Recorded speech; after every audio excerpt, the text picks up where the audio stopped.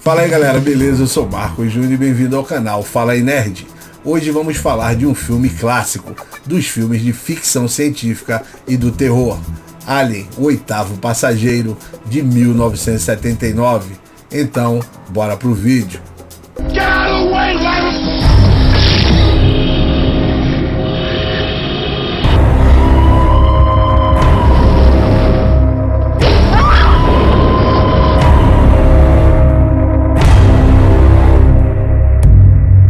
Alien, título PTBR, Alien, o Oitavo Passageiro, do ano de 1979. O filme foi produzido pela companhia Brandywine e foi distribuído e teve seu lançamento mundial em 25 de maio de 1979 pela 20th Century Fox e arrecadou no mundo inteiro mais de 104 milhões de dólares, apesar do seu pequeno orçamento de apenas 8 milhões de dólares. O filme lançou Sigourney Weaver ao estrelato e fez com que ela fosse a primeira mulher a protagonizar um filme de terror e ficção científica e também ser uma heroína desses tipos de filme. O filme também lançou Ridley Scott ao estrelato, fazendo com que ele ficasse muito respeitado no mundo do cinema. Alien, de 1979, tem história e roteiro de Dan O'Bannon, foi dirigido por Ridley Scott e no seu elenco temos Sigourney Weaver, Tom Skerritt, Veronica Cartwright, Harry D. Stanton, John Hurt, Ian Holm e Yaphet Kotto.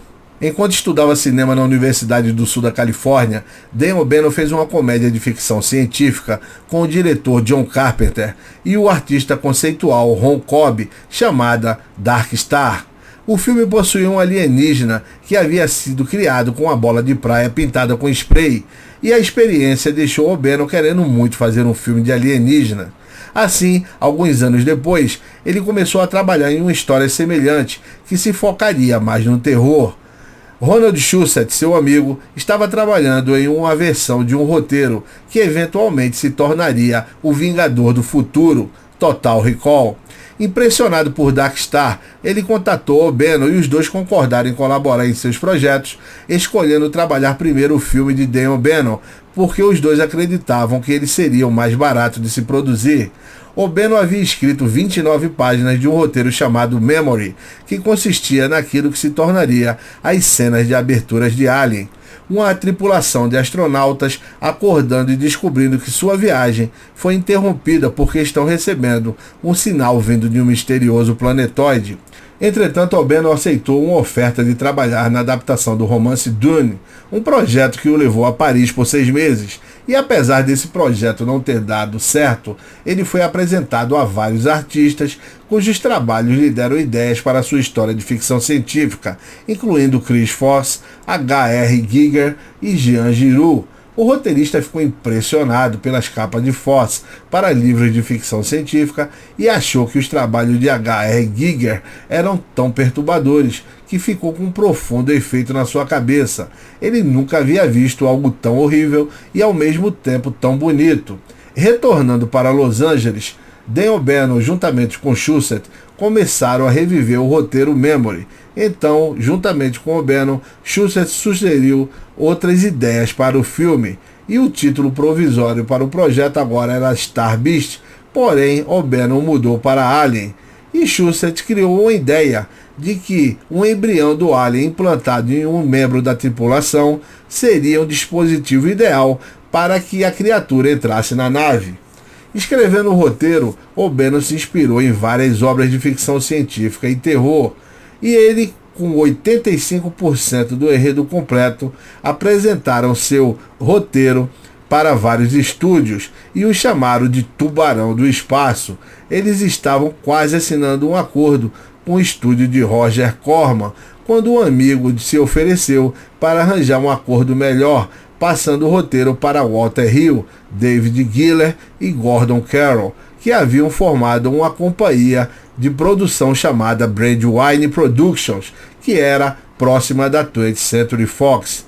Assim, O'Bannon e Shusett assinaram um acordo com a Brandywine, porém Hill e Giler não estavam satisfeitos com o roteiro e o reescreveram várias vezes e o revisaram também várias vezes. e isso causou uma tensão com os dois roteiristas, já que os produtores tinham poucas experiências com ficção científica e, de acordo com Shusett, eles não eram bons em fazê-lo melhor ou até não fazê-lo pior. O'Bannon achou que eles estavam criando uma justificativa para tirar seu nome do roteiro e afirmar que o roteiro era deles. Hill e Giler adicionaram elementos substanciais à história, incluindo o androide Ash, que O'Bannon achou ser um subenredo desnecessário. Porém, Shusett, posteriormente, descreveu como uma das melhores coisas no filme. Toda aquela ideia e estrutura era deles. No total, Hill e Giler fizeram 8 rascunhos diferentes do roteiro, a maior parte se concentrando no subenredo de Ash, mas também fazendo o diálogo mais natural, cortando algumas das sequências que se passavam no planetoide. Apesar das inúmeras reescritas, a 20th Century Fox não estava muito confiante no projeto para financiar o filme. Entretanto, após o sucesso de Star Wars em 1977, o interesse do estúdio naquele gênero de ficção científica cresceu substancialmente. E então, Alien recebeu a luz verde da 20th Century Fox e teve um orçamento inicial de 4,2 milhões de dólares. Originalmente, Dan O'Bannon achou que dirigiria Alien, porém a 20th Century Fox pediu Hill para dirigir. Hill recusou por ter outros compromissos e também porque não estava confortável em dirigir um filme com o número de efeitos visuais que seriam necessários. Peter Yates, Jack Clayton e Robert Aldrich foram considerados para o trabalho, porém O'Bannon, Shusett e a equipe da Brandywine acharam que esses diretores não levariam o filme a sério e o tratariam como filme B de monstros. Giler, Hill e Carroll haviam ficado impressionados pelo filme de estreia do diretor Ridley Scott, The Duelist, de 1977, Os Duelistas, e lhe fizeram uma oferta para dirigir Alien, que Scott rapidamente aceitou. Scott criou storyboards detalhados para o filme em Londres, o que impressionou a 20th Century Fox ao ponto de dobrar o orçamento do filme de 4,2 para 8,4 milhões de dólares. Seus storyboards incluíam desenhos para as naves e roupas espaciais, tirando influências de 2001, Odisseia no Espaço e Star Wars.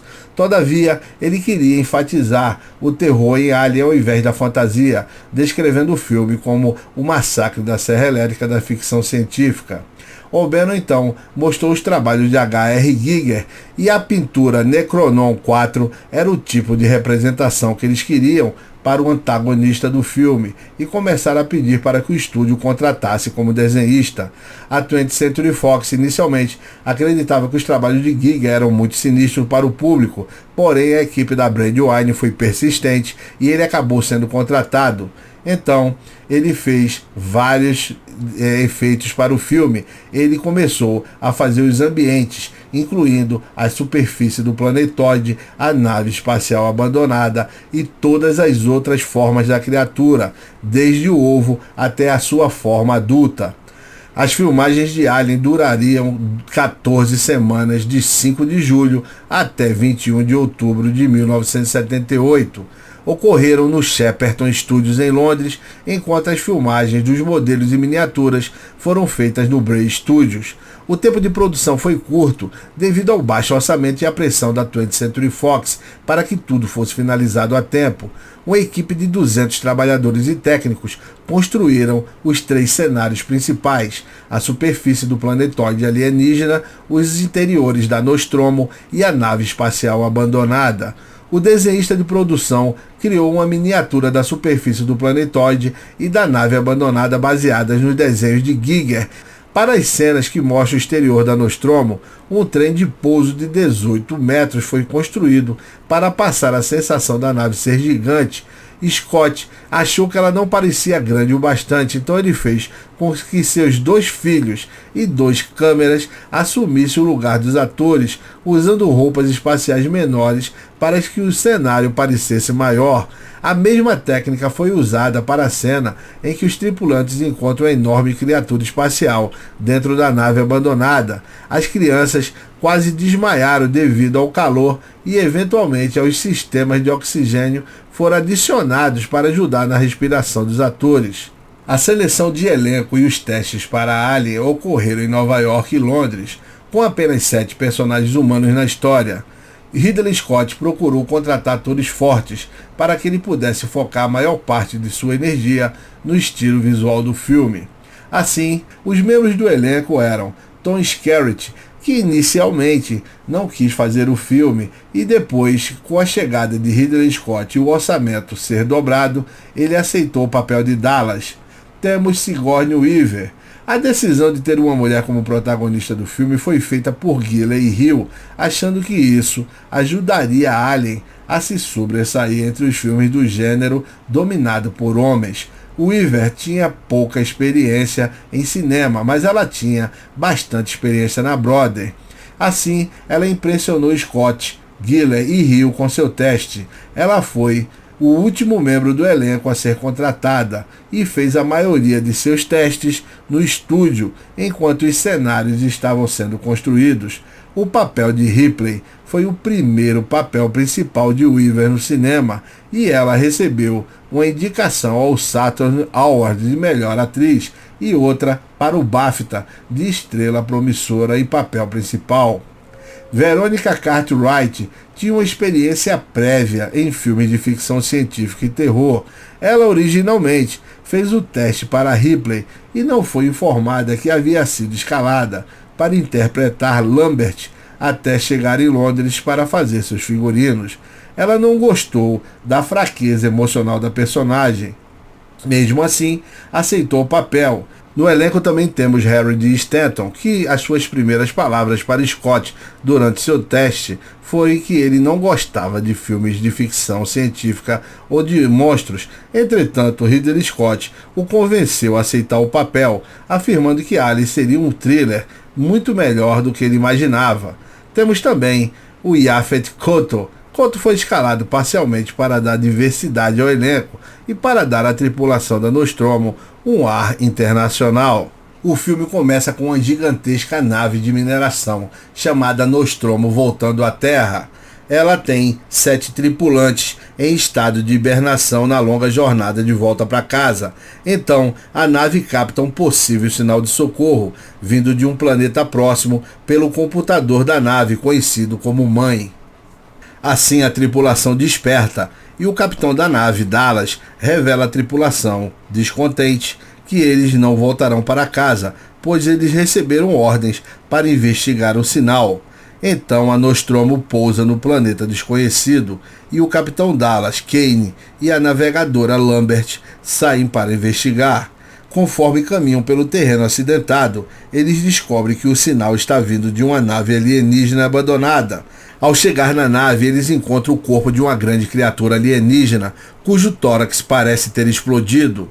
Kane percebe então um grande buraco no chão, que leva para outra sala. Enquanto isso, a suboficial Ripley tenta traduzir a transmissão e descobre que aquele pode não ser um sinal de socorro, e sim uma advertência de perigo. Na nave alienígena, os 3 tripulantes descobrem uma gigantesca câmara contendo centenas de ovos, que após inspecionarem, parecem estar vivos. Quando eles vão olhar de perto, uma criatura parecida com aranha, chamada Abraçador, salta de dentro do ovo e racha o capacete de Kane, mas Ash viola o protocolo e a autoridade de Ripley, deixando-os entrar. Ash e alguns membros da tripulação tentam remover o xenomorfo do rosto de Kane, mas a cada movimento, o espécime aperta cada vez mais o pescoço e revela ter sangue de ácido molecular corrosivo. De repente, o xenomorfo parece se soltar espontaneamente de Kane e morre. Kane então desperta, sem se lembrar do que aconteceu. Na viagem de volta, a tripulação vai fazer sua última refeição, mas Kane começa a ficar sufocado e começa a ter convulsões. A tripulação tenta ajudá-lo e, de repente, seu peito explode e uma pequena criatura sai de seu tórax, matando Kane instantaneamente. Em seguida, a criatura foge para as profundezas da nave. A tripulação, então, tenta localizá-lo com rastreadores de movimento e bastões elétricos, mas não consegue êxito. O gato Jones da nave é procurado pelo engenheiro Brett, que é atacado pelo alienígena que agora está crescido, que surge atrás de Brett e quebra sua cabeça com uma mordida mortal. ele desaparece com seu corpo nos dutos de resfriamento. Após uma discussão acalorada, a tripulação agora elabora um plano para se salvar e atrair o alienígena para uma câmara de descompressão para jogá-la no espaço. Mesmo após 41 anos, os efeitos especiais do filme resistiram ao tempo, principalmente os efeitos com miniaturas. Embora a tecnologia de fotografia de controle de movimento estivesse disponível na época, muito usada no filme Guerra nas Estrelas de 77, o orçamento do filme não permitiu usá-la, mas a equipe de efeitos visuais usou uma câmera equipada com a lente grande angular em que seu mecanismo de acionamento poderia fazer passagens lentas ao longo de modelos de miniaturas, filmando-os a 2,5 quadros por segundo, dando-lhes um movimento em câmera lenta. Computadores foram utilizados para mover essas miniaturas em várias direções, dando-lhes uma dimensão bem maior do que pareciam. Por meio de ilusão de ótica, pinturas do espaço e do planetário alienígena aparentam ser imensos e impressionam até hoje. Os ovos do alien são bem detalhados no seu interior e exterior, são bem realistas e têm movimentos mecânicos, assim como o alien em forma de aranha, que é bem detalhado e seu interior era composto de pedaços de vísceras de peixes e mariscos, para lhe dar um aspecto repugnante. E a cena mais chocante do filme, que é a do alien saindo do tórax de John Hurt, que faz o papel de Kane, tem sangue falso explodindo na cena, o que surpreendeu os atores, que não sabiam que aquele truque iria acontecer. Na cena, podemos ver o horror real estampado nos rostos dos atores no momento da gravação, quando são cobertos de sangue que espirra em todas as direções por meio de uma bomba, e todos esses esforços renderam a um Oscar de efeitos especiais para toda a equipe de efeitos de Alien.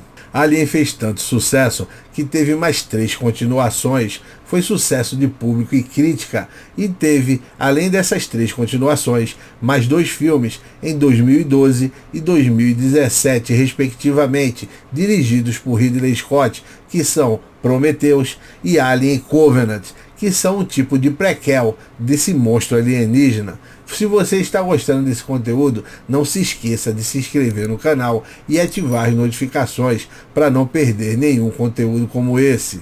E além dos filmes que geraram aí uma grande franquia de Alien, existe um jogo muito bom sobre esse filme chamado Alien Isolation, em português Alien Isolamento, em que temos a filha de Ripley, que não é inventada, ela aparece em HQs e ela é citada em alguns filmes de Alien. E nós temos aí a nossa protagonista indo para a nave Sevastopol, em que ela vai procurar informações numa caixa preta que está nessa nave sobre o desaparecimento de sua mãe.